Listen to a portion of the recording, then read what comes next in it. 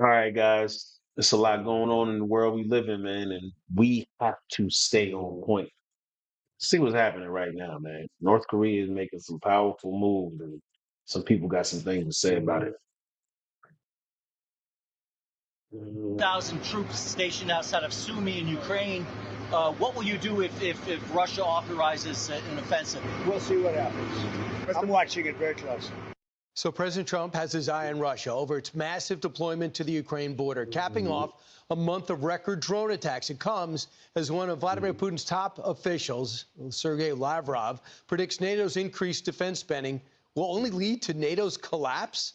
Let's ask NATO General Secretary Mark Rutte. He joins us now. Mr. Secretary, after your fantastic conference, almost all the allies agreed. Now you have Vladimir Putin seeing the increase in defense spending and saying it's going to cause your collapse through his foreign secretary. Your thoughts? Well, you know, it was a huge foreign policy win for President Trump and his excellent foreign policy team with Matt Whitaker, the ambassador here, and Marco Rubio and Pete Hegseth.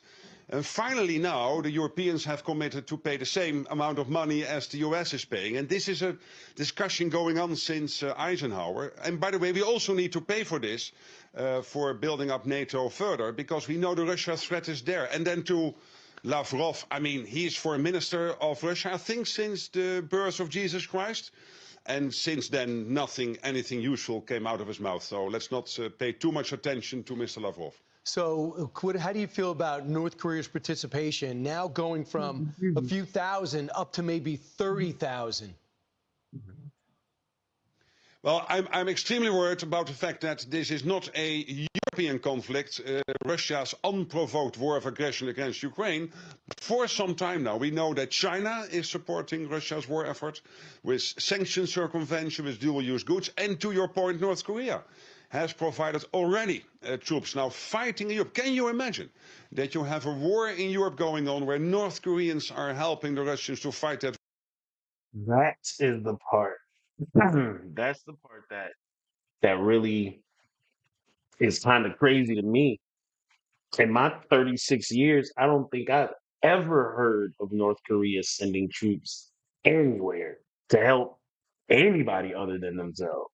So for them to take a step like that and to send them to Russia, it's only going to strengthen ties between Russia and North Korea. And it's only going to strengthen those ties with Iran and China because they're all allies anyway. Russia, Iran, and China, same team. North Korea coming in now, getting ready to get on the team, which means they're going to have a little bit more backup. And then it seems like in a stance against the West in a sense. But let's see what else we got, man, because this is actually really interesting.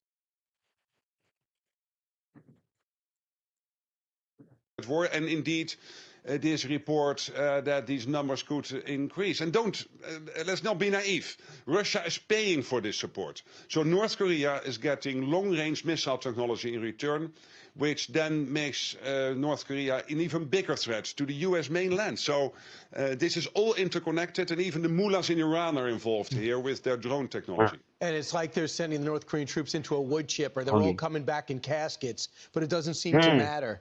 How do you feel about the report today that the U.S. Is stopping shipments of Patriots and some artillery because they say we're running short of it for our own arsenal?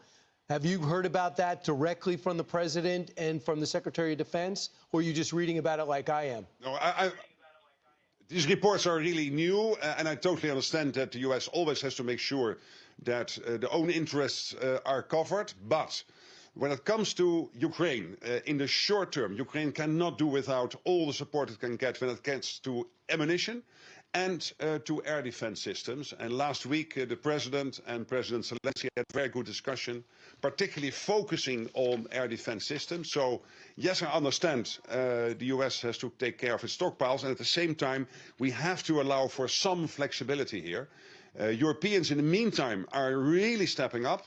They have now committed 35 billion for Ukraine this year. So when it comes to the burden shift from the US to Europe, that's taking place. But we cannot do without the practical U.S. support. This is also in the Very much. U.S. interest Very for true. Ukraine not to lose this war, and having a huge Russia now on the border of Europe, and of course a secure Europe also means a secure US. So this is all completely connected. Mr. Secretary, It I'm is. getting the sense that the It President of the is. United States is getting fed up with Vladimir Putin. He's given him a lot of chances, take some political hits, giving him an opening. And I think that Putin is not taking advantage of that opening for peace. Do you think the president's getting fed up? Well, I'm not going to speak for the president, but let me say that I commend him for the fact that he broke the deadlock with Vladimir Putin when he came into office. He was the only one who could do this. So that conversation started, and we now have to make sure that Ukraine has what it needs, that Russia will come to the conference table and have a meaningful dialogue with Ukraine. So not sending some historian talking about what happened in 70, whatever, but having meaningful talks about today's realities. And the Ukrainians are ready. They Yeah. want a ceasefire the minute they can get it, and they want to get to a peace deal. And that will mean indeed that we have to look for means, including I'm pretty sure Ukraine is tired of going through what they've been going through. So it would only make sense before war. No one was ready for that. But it's happening right now, bro.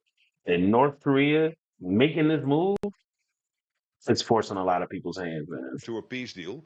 And that will mean indeed that we have to look for means, including potentially sanctions and other means, to put somewhat more pressure on the Russians. But I really want to thank President Trump for what he has been doing, both on getting the Europeans to pay up for our collective defense in NATO, as well as on getting this conversation going with the Russians. And Mr. Secretary, I know he has great respect for you too, but this is the moment out of the whole weekend that stands out that people are talking about. They don't necessarily follow international politics. And here's the exchange on June 25th. You know, they fight like hell. You can't stop them. Let them fight for about 2-3 minutes. Then it's easy to stop them. And then daddy has to sometimes use strong language to You have get to us use to strong language. Every once in a while, you have to use a certain word. Not he called him So daddy. they calling him daddy. Certainly They rung called out. him And daddy. Secretary of State Marco Rubio, I've never seen him smile so much. Your reaction to that reaction? Yeah, but Called that him was daddy. great. I mean, what happened, don't forget that before President Trump went on the plane, that the Israelis and the Iranians had committed to ceasefire.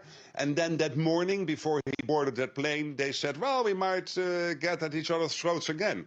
And then President Trump clearly became very angry, and he used some strong language to underscore that. So what I was saying, that it sometimes comes to the leader, and history may and President Trump, the leader of the US, the leader of the free But that world, was to me. then Might be them basically messing up say, like that. here's the red line, I don't accept it. And when it comes to that particular comment, I was really taken by the after movie the White House brought out, Daddy is home. So it was really funny.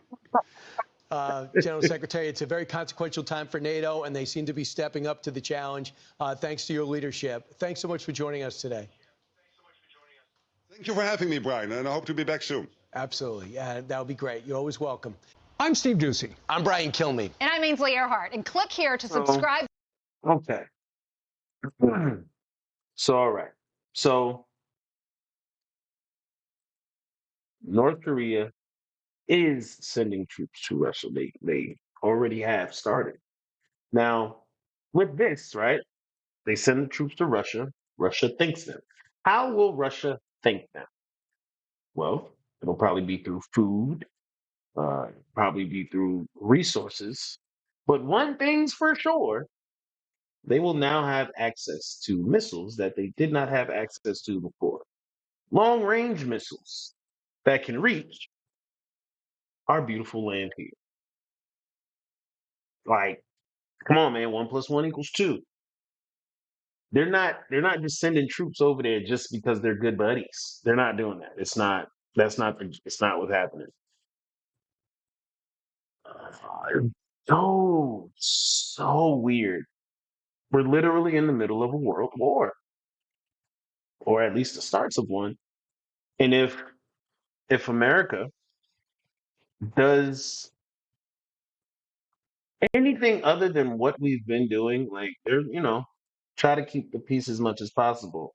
But as soon as we step in and get involved, it's going to be a bigger situation.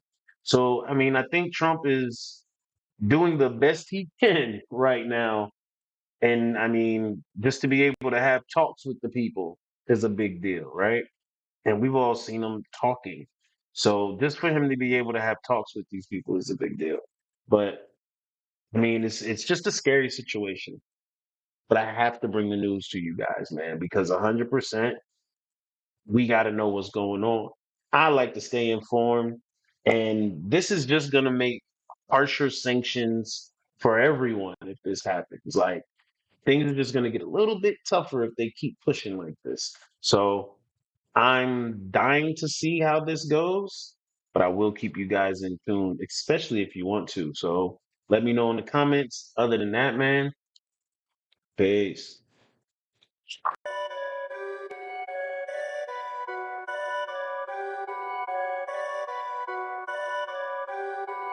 Perfect.